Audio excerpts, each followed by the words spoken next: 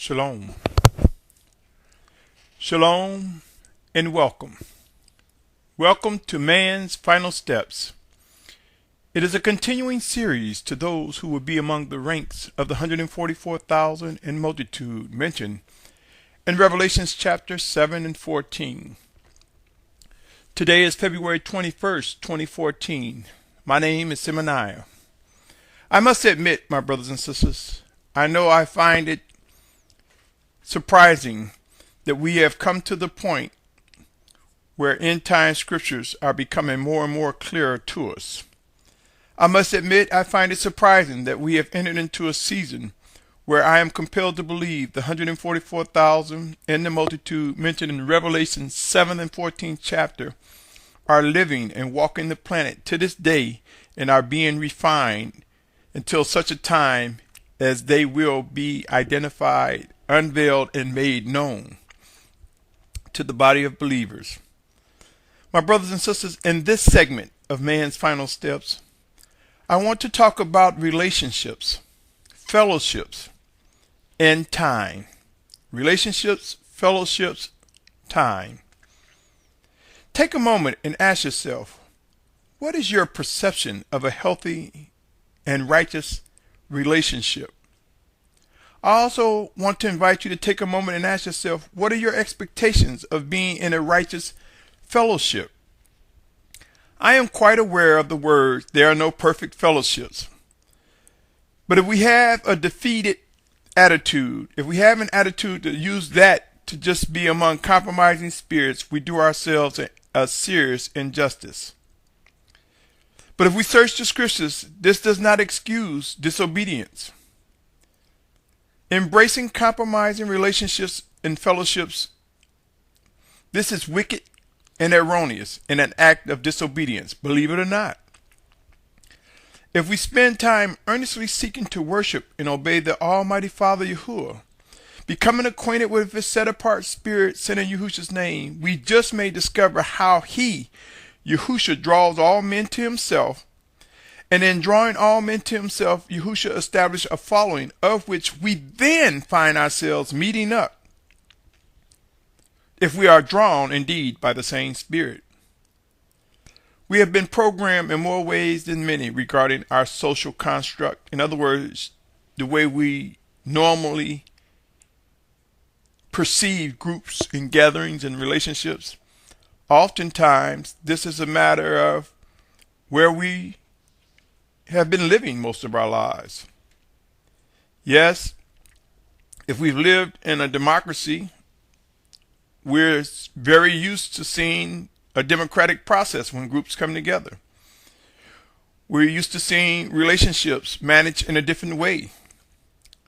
If we're in a monarchy, we're used to seeing the relationship as reflective of the personality of the monarch. We have been programmed in so many ways regarding our social behavior and how we interact with one another. But I submit to you, my brothers and sisters, the children of obedience will come to be a unified group. There will be many humbling experiences ahead to bring about the fulfillment of what is written in Scripture. We will come to witness how our sovereignty functions. Some may use the word kingdom versus sovereignty. We will come to know how the righteous and Almighty Father desires His sovereignty to function. In the wake of being programmed into our current societal conditions, we will be delivered. For example, if you live in the United States, you may have grown accustomed to the democratic process of structuring groups, voting, and following majority rule. And as I mentioned, or a monarchy, following the personality of he that is the monarch, or whom he or she have assigned to influence and order us around. Regardless of the relationship or fellowship, both of these take time to grow into something beautiful. Yes, in any relationship or fellowship, the stronger the fellowship, the stronger the relationship oftentimes comes as a result of many days and months being exposed to one another, speaking to one another, engaging one another, interacting with one another. But if we are spending time in compromising positions, we take away the value of time that could be used to grow into learning the voice of the Spirit of Yahushua. In other words, if we stretch ourselves so thin, when do we have the time to meditate, to pray, to pause and listen to the voice of the Spirit of Yahushua? When do we have the time to sit back and allow Him to minister to us and make His written words alive? If we're caught up into too many distractions, especially compromising distractions. One can discover what to do, how to do it, and all that is necessary for being a part of righteous relationship or fellowship by taking a position of making Yahushua the number one focus. Our Mashiach. End times are here. This segment is designed to stir each listener's spirit to consider what is necessary regarding relationships, fellowship, and time, especially during the season in which there will be a gathering of the children of obedience, a gathering of strangers, all with the same goal, to worship and do the will of the Almighty Father, Yahuwah. My brothers and sisters, currently we tend to take our time getting around to earnestly pursuing living instructions from the Spirit of Yahushua. Either directly or through His chosen leaders, we seem to take our time or think we have control or we have this and we know what we're doing. We have neglected the value of time as though we own it or though it is given for our pleasure.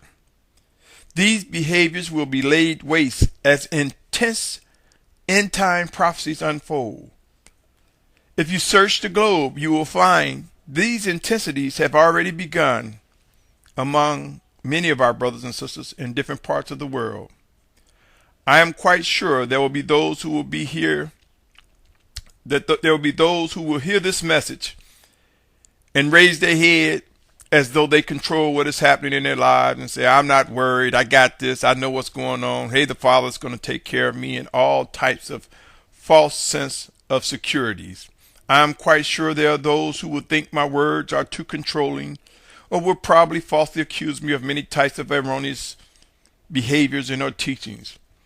Regardless of one's position as it relates to the words I present, the Spirit of Yahushua will prove what is righteous, including those whom He chooses to use to deliver His right rulings in words. Allow me, if I may, to present the following. Proverbs 25:19. It reads as follows: Trust in a treacherous man in time of distress is like a broken tooth or a foot out of joint. That was Proverbs 25:19. Ecclesiastes chapter 3 verses 1 through 8 reads, For every matter there's an appointed time, even a time for every pursuit under the heavens, a time to be born and a time to die, a time to plant and a time to uproot, a time to slay and a time to heal, a time to break down and a time to build up, a time to weep and a time to laugh, a time to mourn and a time to dance, a time to throw away stones and a time to gather stones, a time to embrace and a time to refrain from embracing, a time to seek and a time to lose, a time to keep and a time to throw away, a time to tear and a time to sow, a time to be silent and a time to speak, a time to love and a time to hate, a time for battle and a time for peace. My brothers and sisters, I submit to you, time is a valuable factor, and it comes with many disciplines, many expectations of how we manage our time. Moving on, Ephesians 5:15 and 16 reads as follows: See then that you walk exactly, not as unwise, but as wise, redeeming the time, because the days are wicked. That was Ephesians 5:15 and 16. Colossians 4:5 reads, Walk in wisdom toward those who are outside, redeeming the time. Revelation 1:3 says, Blessed is he who reads and those who hear the words of this prophecy and guard what is written in it, for the time is near. My brothers and sisters, time is a very critical factor in our existence. Those who manage time wisely and forge relationships or fellowships with individuals who have the same goals regarding worshiping and doing the will of the Almighty Father will discover the beauty in unity. Currently, we have the convenience of building relationships and fellowships over what little time we have left before extremely intense times arrive. Once the intensity of end-time prophecy enlarge, we will not have the luxury of dragging our feet to forge important relationships or fellowships. It will be wise to begin preparing mind, body, and soul to learn how to respond during urgent times which lie ahead. During extreme urgent times, we will find ourselves among strangers, for there will be forced movement and transitions. There will be the gathering of the children of obedience.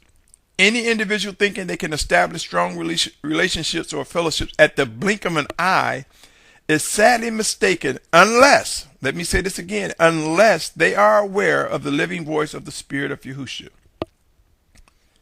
It will be wise to begin assessing, reassessing, and reaffirming the process in which we believe healthy and righteous relationships and fellowships can be established as guided by the Spirit of Yahushua as it aligns with the Word, the written Word, and the Spirit in balance. It would be wise to be committed to being focused on our Mashiach, our Messiah, Yahushua, and abstain from wasting time with compromising relationships and fellowships. Soon and very soon, many will cry out and wish they had more time before moving, before being displaced, as end-time prophecies are fulfilled. The attitude of wait and see will result in many reacting at the spur of the moment. This will be very painful for those who wait to the last minute, who are chosen, for the Most High will fulfill all that He has promised. My brothers and sisters, often I suggest discussing these matters with loved ones, whether it be one-on-one, family members, or among fellowships, relationships to fellowships. Strongly consider having conversation about these end times, about what will happen when displacement comes, about how you will proceed forward when you discover orders from the Spirit of Yahushua that may entail you not having the convenience of contacting a loved one saying, well, got to go. Some of us will face that. Some of us will face the forced transition where we will have to make a decision, and that decision will carry us away, and we may not have the luxury or comfort of contacting a loved one. You see, intense times are coming. All too often, we've avoided asking tough questions towards one another in fear of losing the connection of that person or group. It is time for us to not withhold questions that bring about discovery of one another's position when it comes to worshiping and obeying the Almighty Father. Those who hold on to compromising positions fill the space of time and attention with something most distracting. Scriptures will be fulfilled, and there will be a gathering of the 144,000 in multitude from the four corners of the earth. I have suggested over and over again, many will be surprised to discover their role in the fulfillment of such scriptures of end-time prophecy. The Most High Father Yahuwah has promised reproof, discipline, and right rulings to His children. Thus He, our Father, through His set-apart Spirit sent in Yahushua's name, will fulfill all promises, all covenants made. My brothers and sisters, do not fear asking hard questions among one another. Do not be hesitant to be patient for an answer.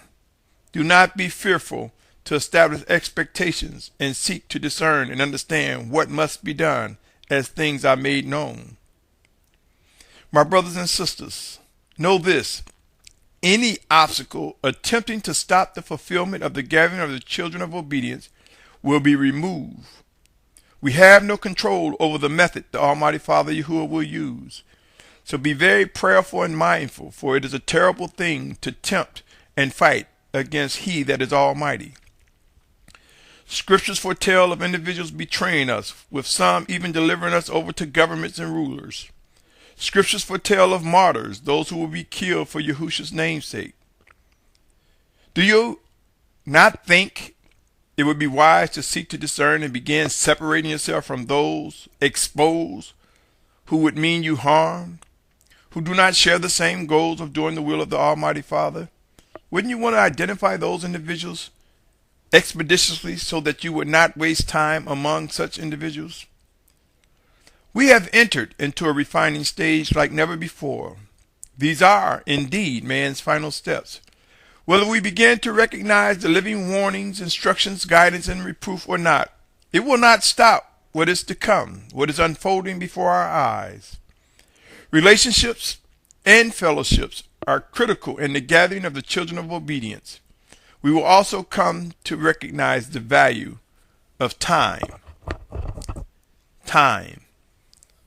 Though we have less time as in before, for the time is very near when our Mashiach will return. My brothers and sisters, these messages may appear to be very repetitive. However, remember, warning signals repeat over and over again until they are not necessary. Keep in mind, there just might be someone listening to this message for the first time, or it could indeed be a reinforcement to what was said in times past. Also remember, the plan belongs to the Most High Father Yahuwah. And this plan is being executed by the living instructions, guidance, and direction from the Spirit of Yahushua. As I speak, as we consume each minute, each second, each day. Be encouraged, my brothers and sisters. We are closer to witnessing a massive gathering. We are closer than most of us realize. Until next time, my family, strongly consider assessing each relationship and fellowship with the desire to discern, understand, and know how to respond with precision, as so ordered by the Spirit of Yahushua, or as he worked through one of his chosen to direct what must come to be. Until next time, stay tuned as this series, Man's Final Steps, continues. Shalom, shalom, shalom.